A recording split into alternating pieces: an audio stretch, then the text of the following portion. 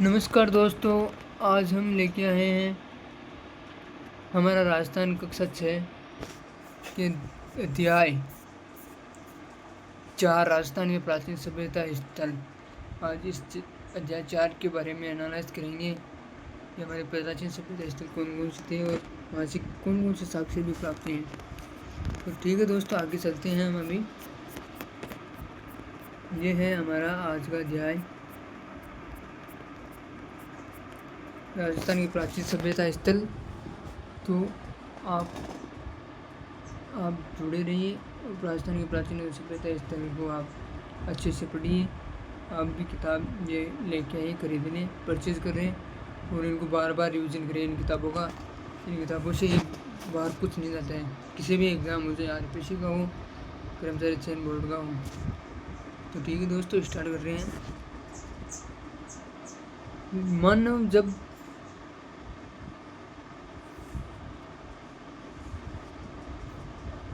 जब स्वयं के बारे में सोचना छोड़कर दूसरों के बारे में सोचना शुरू करता है, तब वह समूह में रहकर कार्य प्रारंभ करता है। इसी से सभ्यता की शुरुआत होती है। समय के साथ सभ्यताएं विकसित होती हैं, किंतु समय परिवर्तन के साथ कुछ सभ्यताएं नष्ट भी हो जाती हैं, कुछ नया आकार बना लेती है। राजस्थान में भी ऐसी कई सभ्यता और संस्कृति के स्थल मरुस्थल और अरावली में नदियों के किनारे मिट्टी में दबे पड़े हैं। राजस्थान में मानव के प्रारंभिक क्रियाकलाप क्या थे, वे कब से प्रारंभ हुए, इसके लिखित साक्ष्य उपलब्ध नहीं है। जिस काल का लिखित इतिहास उपलब्ध नहीं होता, उसके बारे में उत्खनन से प्राप्त सामग्री के आधार पर ही जाना जा सकता है।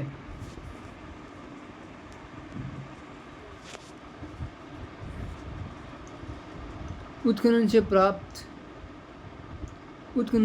हुए प्राचीनतम साक्ष्यों में आवास स्थल, लकड़ी, अनाज, हड्डी और पत्थरों के अस्त्र शस्त्र और उपकरण प्रमुख है।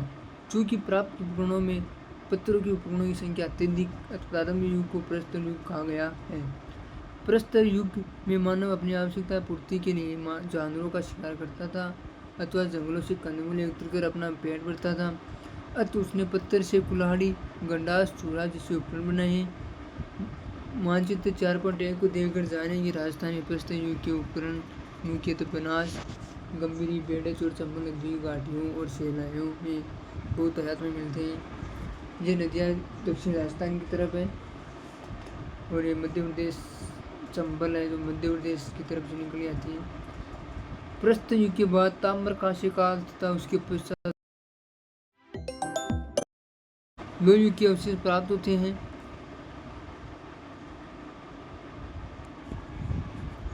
लोह युग के अवशेष प्राप्त होते हैं। हम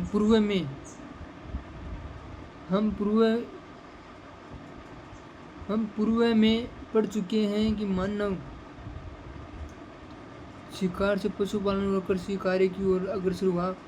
पत्थर के स्थान पर उसने धातु के उपकरण बनाने प्रारंभ की।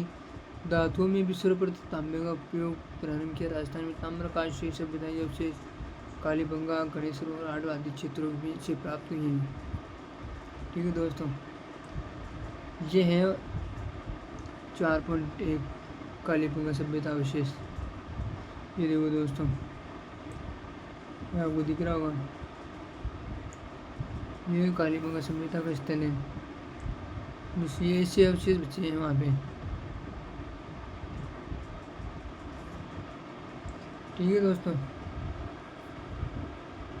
आगे चलते हैं। हम ये आपको नक्शा राजस्थान सभ्यता के प्राचीन केंद्र है। राजस्थान की सभ्यता है जो उनके प्राचीन केंद्र कौन कौन से हैं, ये एक बार आपको देखना चाहिए। मैं आपको बता देता हूँ अच्छे से। देखो, आपको दिख रहा होगा हनुमानगढ़ है। हनुमानगढ़ में कालीबंगा है, पीलीबंगा है, रंगमहल है, बड़ा पोल है और ये श्रीगंगानगर भी इसमें पास में है। बीकानेर में सोधी, बाड़मेर में तिलवाड़ा और भीलवाड़ा में बागोर, राजसमंद में गिलुंड, उदयपुर में आहड़, चित्तौड़गढ़ में नगरी, टोंक में नगर और रेड, ये 2 सभ्यताएं हैं टोंक में। और भरतपुर में दर, कोटपुतली, बेरोड, बेराट है जो नया जिला है उसकी सभ्यता है। सीकर में गणेश्वर है, झुंझुनू में सोनारी है। तो दोस्तों ये सभ्यता है, प्राचीन सभ्यता है राजस्थान की। तो अब आगे चलते हैं दोस्तों, हम स्टार्ट कर रहे हैं कालीबंगा सभ्यता के बारे में। तो दोस्तों आपको दिख रहा होगा कालीबंगा सभ्यता, जो ये अवशेष बचा हुआ है। राजस्थान में दृश्यवती और सरस्वती नदी की घाटी में पुराविद अमलानंद घोष ने करीब 2 दर्जन पुरास्थलों की खोज की। कितने स्थलों की खोज की? 2 दर्जन। इनमें हनुमानगढ़ जिले में गंगा नदी किनारे स्थित कालीबंगा प्रमुख है। बाद में डॉक्टर बीबीलाल और विक्की थापर के निर्देशन में यहाँ खुदाई हुई।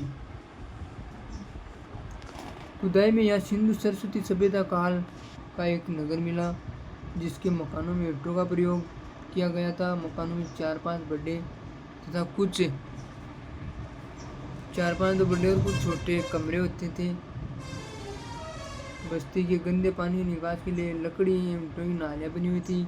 यहाँ चबूतरे भी मिले हैं, जिन पर अग्निकुंड वेदिकाएं बनी हुई हैं। संभवतः ये धार्मिक कार्य हेतु प्रयुक्त थे।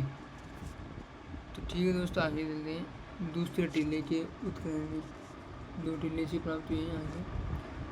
आगे दूसरे टीले के उत्खनन में एक दुर्ग के अवशेष मिले हैं। कालीबंगा नगर योजना सिंधु सरस्वती सभ्यता नगर योजना की समरूप दिखाई देती है। इस क्षेत्र में नगर की प्राचीर के बाहर जोती हुई कृषि भूमि के साक्ष्य मिले हैं। खुदाई में हमें गाय के मुख वाले प्याले, तांबे के बेल, कांसे के दर्पण, हाथी दांत का कंगा, मिट्टी के बर्तन, कांच की मणियाँ, खिलौने आदि प्राप्त हुई। कालांतर में नदियों का पानी सूखने, जलवायु परिवर्तन, भूस्तर के बढ़ने इत्यादि कारणों से यह समृद्ध बस्ती उजड़ गई है। यहाँ की सभ्यता है हाड़ या आकाटपुर, जो उदयपुर में है।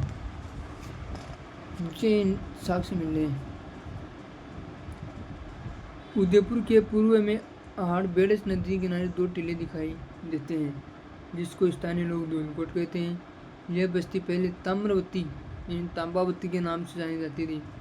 ऐसा प्रतीत होता है कि तांबे के औजारों के निर्माण का केंद्र होने के कारण 10वीं या 11वीं शताब्दी में से आगाटपुर के नाम से जाना जाने लगा। यहाँ से प्राप्त मकानों की दीवारें पत्थरों या मिट्टी से बनी हुई, जिनकी छत बांस और केलू से बनी होती थी। बड़े कमरों के बीच में बांस की पर्दी पर मिट्टी चढ़ाकर उसे छोटे छोटे कमरों में विभाजित किया जाता था।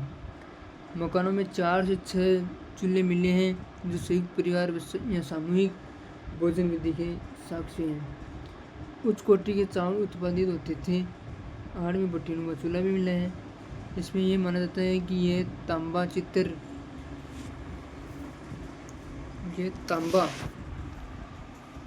पिघलाया जाता था। हाड़वासी बर्तन बनाने की कला में दक्ष थे।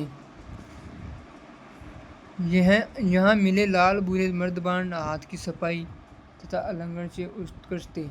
धूलकोट के 1951-52 ईस्वी में हुए उत्खनन में तस्तनियाँ, दीपक, धूपदानियाँ, कटोरियाँ, मटके, कलश, चूड़ियाँ, खिलौने, 26 किस्म के मणियाँ, 6 तांबे की मुद्राएं और 3 मुहरें प्राप्त हुई हैं।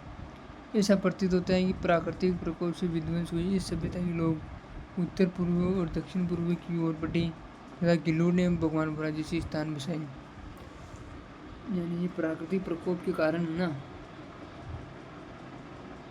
प्राकृतिक प्रकोप के कारण इस सभ्यता के लोग उत्तर पूर्व में दक्षिण पूर्व की ओर बढ़े और ये गिलोड सभ्यता है भगवानपुरा जैसे स्थान से बसा लिया है ये। ठीक है दोस्तों, आगे ये आज की क्लास हो गई है। ठीक है दोस्तों, ये अभ्यास प्रश्न है, तो आप इसके आंसर दे सकते हो। निम्नलिखित में से किस जिले में कालीबंगा स्थित है? ये बहुत ही सरल है। जालोर है, हनुमानगढ़ है, सीकर है, उदयपुर है। तो अब हनुमानगढ़, इसका उत्तर होगा हनुमानगढ़। और सीकर है, सीकर में गणेश्वर है, उदयपुर में हाट है। तो दोस्तों आपको एक क्वेश्चन देता हूँ, इस क्वेश्चन का आंसर बताइए कि जालोर का महाभारतकालीन नाम क्या था? सेकंड क्वेश्चन है, अशोक का बाबरू शिलालेख निम्नलिखित में से कहाँ प्राप्त हुआ है? इलाहाबाद में हुआ है। ठीक है दोस्तों, आज की क्लास आज के चैप्टर यहीं समाप्त कर दे। थैंक यू, धन्यवाद।